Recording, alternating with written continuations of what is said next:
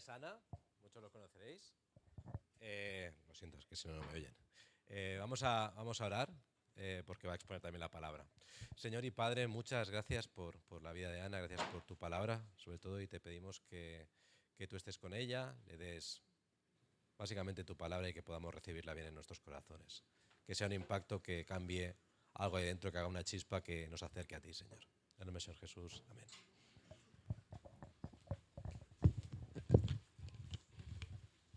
Beber con un micro en la mano no es fácil.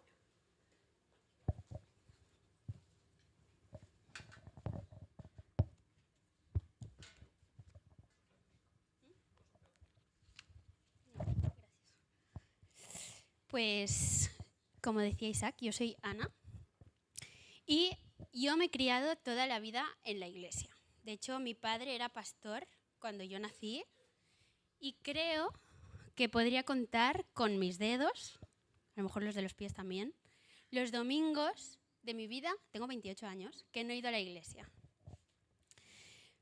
Pero llegó un momento, yo me creía todo esto de Dios y así, hasta que empecé el instituto, más o menos, tenía 12, 13 años, que pensé, ¿o esto es verdad? Y entonces, ¿es muy fuerte? ¿O estoy haciendo el ridículo yendo cada domingo, cada sábado, porque antes jóvenes era cada sábado, y un viernes sí, un viernes no a la célula, y poniendo este paripé de fachada de niña cristiana? ¡Qué pereza! Entonces, empezó un tiempo en el que yo empecé a plantearme seriamente, ¿y si Jesús iba en serio?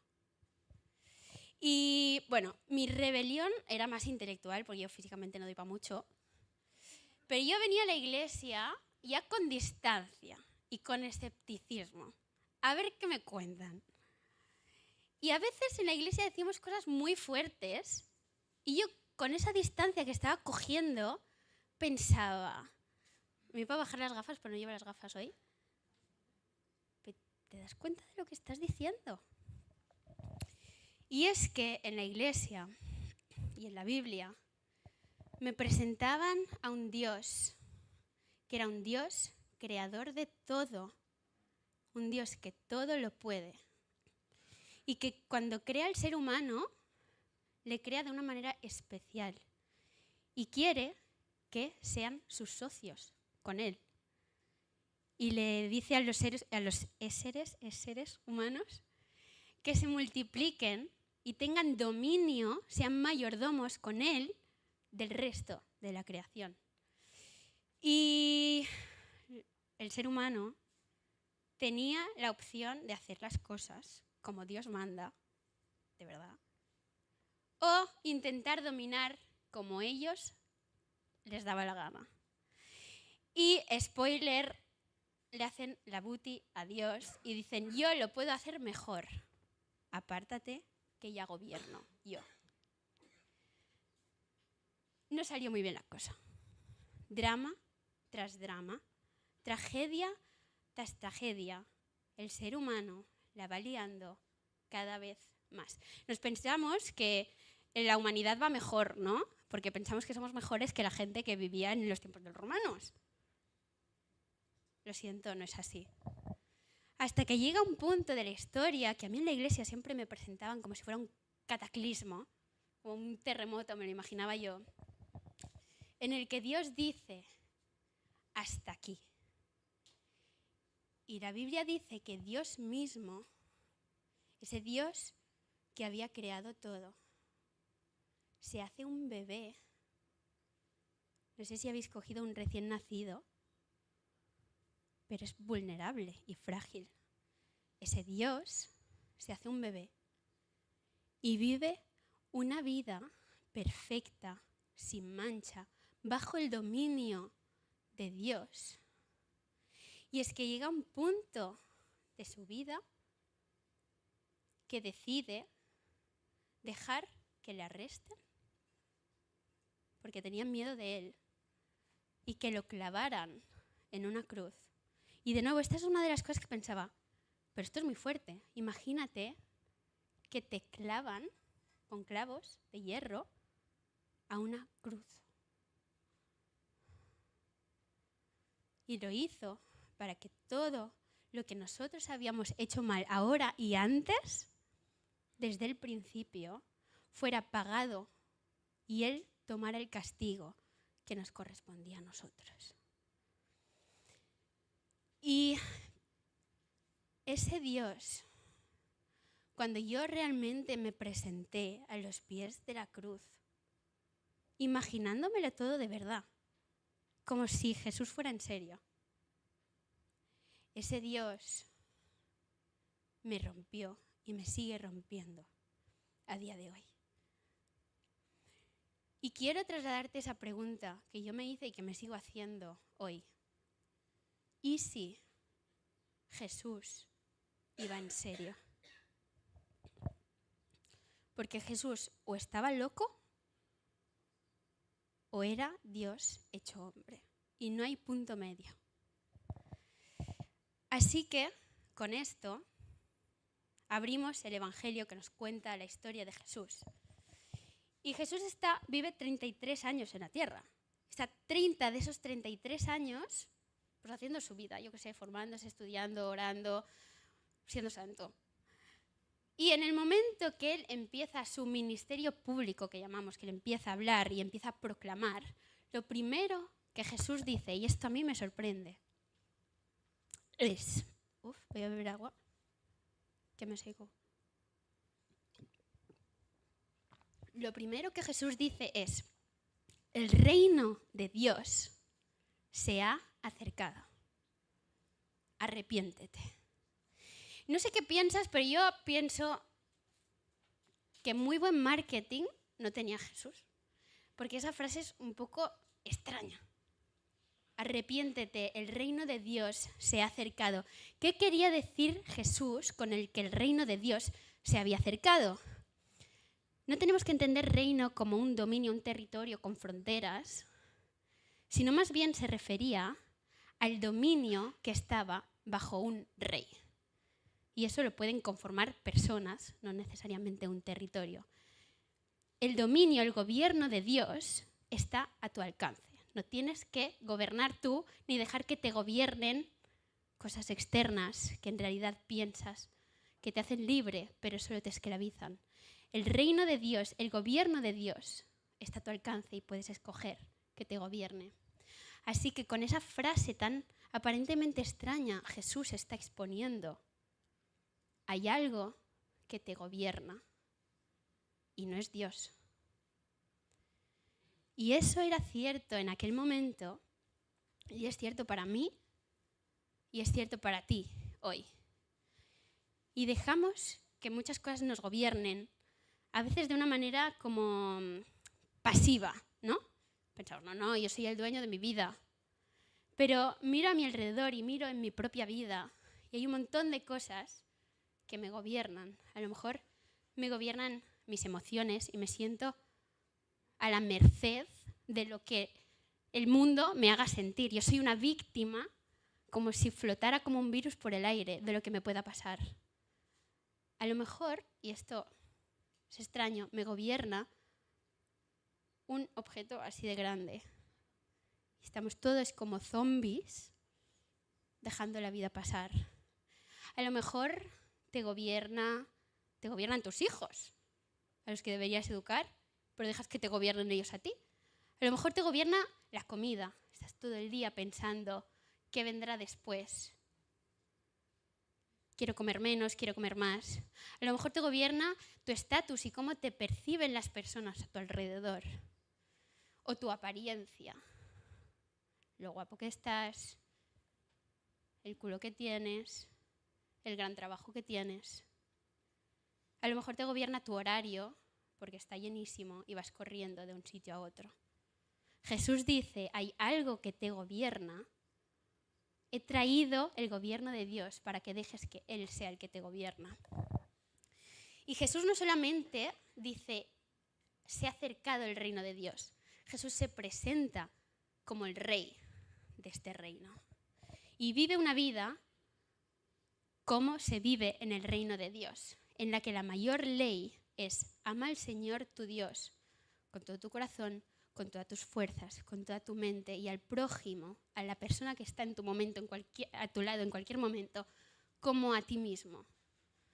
Y Jesús, con esa máxima, cambia y transforma la manera en cómo se relaciona con las personas, la manera en la que habla, cómo usa las palabras y la manera en la que él usa la autoridad que tiene.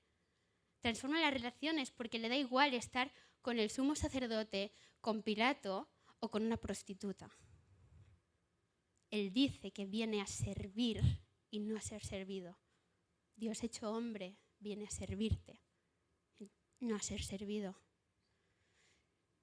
Transforma la manera en cómo habla. Jesús usa las palabras para bendecir y no para maldecir, para construir y no para destruir. Y usa las palabras para decir la verdad, que parece una obviedad, pero ¿cuántas veces distorsionamos lo que decimos, mentimos, nos callamos? Jesús dice lo que tiene que decir y lo que hay. Y transforma cómo se ve la autoridad en el reino de Dios. Jesús dice, en el reino de los cielos, el menor será el mayor, el primero será el último. Y usa la autoridad no para oprimir, sino para servir y para amar. Y lo que a mí me parecía más fuerte, o algo muy sugerente en el Evangelio, es que cuando llegamos al momento en que Jesús es arrestado y le van a clavar en la cruz, el Evangelio nos presenta la crucifixión de Jesús como su coronación como rey. Y en el Evangelio de Juan, específicamente, nos cuenta que estaba Jesús con los soldados y los que se encargaban de gestionarle. Y los soldados le desnudan, le ponen una capa púrpura, como si fuera una capa real. Le dan una caña y se la ponen en su mano derecha, como si fuera el féretro, iba a decir, eso no es, ¿cómo es? Cetro. Como si fuera el cetro. Y le ponen una corona de espinos, no de oro, de espinos. Y lo llevan a la montaña donde lo crucifican. Lo clavan en la cruz y en vez de ser enaltecido en un trono, el Dios hecho hombre es enaltecido en una cruz, pagando el precio que tiene tu vida y la mía. Y estando ahí, imaginaos, horas, colgado en una cruz. Se siente abandonado por Dios. Dice, Dios mío, ¿por qué me has abandonado? Jesús siente la distancia que supone el vivir lejos de Dios, el castigo de la rebelión. Pero la historia, como hemos cantado antes, no se queda ahí. Le entierran y a los 3 días van unas mujeres a ungirle y cosas rituales que tenían y encuentran la tumba vacía. Jesús, Dios hecho hombre, no puede ser conquistado por la muerte, sino que conquista Él la muerte. Y con esto, Jesús es que empieza diciendo, el reino de Dios se ha acercado. La consecuencia de esto es, arrepiéntete. Y arrepiéntete es una de esas palabrejas cristianas que son un poco extrañas. Y parece que Jesús le está dando como imperativo, arrepiéntete. Pero no te puede obligar a arrepentirte. Jesús te está invitando.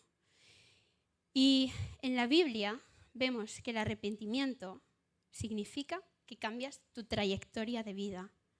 Si tú estabas yendo hacia el gobierno de las cosas que te esclavizaban, Jesús cuando te dice arrepiéntete, te está invitando, te está pidiendo, vuélvete a mí, deja de darme la espalda. Yo he pagado el precio que tiene tu vida y quiero que la vivas conmigo y me dejes gobernar. Y el cristianismo no es como otras religiones que te dice haz A, B y C para conseguir ser genial, el nirvana, estar con Dios, como le quieras llamar. El Dios del cristianismo se acerca a ti y te pide que le dejes pagar.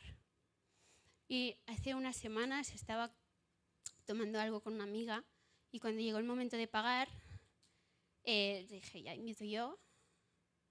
Y saqué la T-Mobilitat, la tarjeta del metro para pagar. Y no tenía mi tarjeta real del banco. Y yo, no, espera, que me he equivocado, pero ya pago yo. Y no encontraba la tarjeta. Y al final, pues obviamente tuvo que pagar ella. Y me imagino esto un poco así, ¿no? Nosotros le decimos a Dios, yo puedo estar cerca de ti por mis propios méritos. No te necesito. Pero no nos damos cuenta que nosotros no podemos pagar. Jesús dice, déjame pagar. Pero Jesús dice, déjame pagar y déjame gobernar tu vida. Porque en la cruz Jesús paga por tu vida, pero también se proclama rey de tu vida. Y no sé cuál es tu relación con Dios. No sé qué piensas de todo esto que hemos cantado, que has escuchado, de esto que he dicho. A lo mejor has venido aquí por respeto a alguien y en realidad tú te consideras una persona muy racional, científica y todo este tema de la espiritualidad y la religión. No va contigo, será para otros, pero no. Y con todo mi respeto, te invito a que seas realmente racional y científico y estés dispuesto a que los resultados sean diferentes de tu hipótesis. Tú a lo mejor piensas que Dios no está, piensas que Dios no te quiere en su equipo, pero Él te dice, ven. Te dice lo que le decía a la gente que se encontraba en el siglo I, que estaba escéptica. Ven y ve. Ven y comprueba por ti mismo. No te obligo a arrepentirte, no te obligo a que me hagas rey. Pero ven y a ver qué encuentras. Y a lo mejor tú sí que crees en Dios y tu historia se parece un poco a la mía.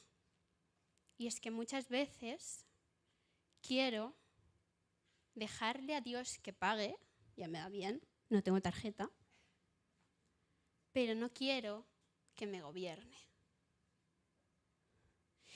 Y Dios nos llama de muerte a vida. Hay una historia en el Evangelio en la que Jesús resucitó a su amigo Lázaro. Le dice, Lázaro, sal. Y Lázaro sale y le dice a la gente que está alrededor, quitadle las vendas, porque es libre y vuelve a vivir. Muchas veces Jesús nos ha llamado de muerte a vida, pero nos empeñamos a seguir viviendo con las vendas, a seguir viviendo como zombies. Y la misión que Dios nos encomienda es mucho más grande que esto. Tenemos poca perspectiva, tenemos miopía espiritual.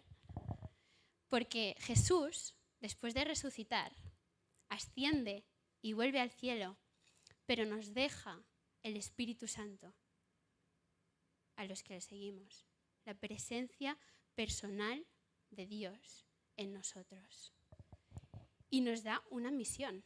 Nos invita a que volvamos al principio y que ahora sí le ayudemos a hacer avanzar su reino, a hacer avanzar su dominio en nuestros trabajos, en nuestras familias, en nuestros círculos de amistad, con gente random de la calle. Jesús te invita y muchas veces oramos en el Padre Nuestro, Señor, que se haga tu voluntad, venga tu reino, se haga tu voluntad en la tierra como en el cielo, pero no estamos dispuestos a que no se haga la nuestra. Lo oramos de boquilla. Pero te invito a ti también a considerar, ¿y si Jesús iba en serio? Porque eso lo cambia todo. Y voy a orar. Padre, gracias porque tú nos sorprendes y tú transformas la manera en la que vemos la realidad. Tú nos llamas de muerte a vida, Señor. Gracias porque no dejas de hacerlo. Porque a pesar de que nosotros pensamos que la hemos liado demasiado y estamos demasiado abajo, tú sigues estando dispuesto a llamarnos. Gracias porque tu sacrificio en la cruz es suficiente y no tengo yo que ganarme mi vida y ganarme esa libertad que tampoco puedo pagar. Te pido, Padre, que esta pregunta de ¿y si Jesús iba en serio? Nos la hagamos cada día, Señor. Que te busquemos realmente con corazones abiertos y dispuestos a que tú nos sorprendas. Padre, te pido que empecemos cada día a los pies de esa cruz, donde te encontramos hecho hombre, muriendo por nuestros pecados. Te pido que también recordemos que no nos dejas solos, que tú resucitaste y conquistaste a la muerte y al pecado y que nos das tu Espíritu Santo, Señor. Señor, venga tu reino y hágase tu voluntad en mi vida, en Granollers, donde sea que estemos, como en el cielo. En el nombre de Jesús, amén.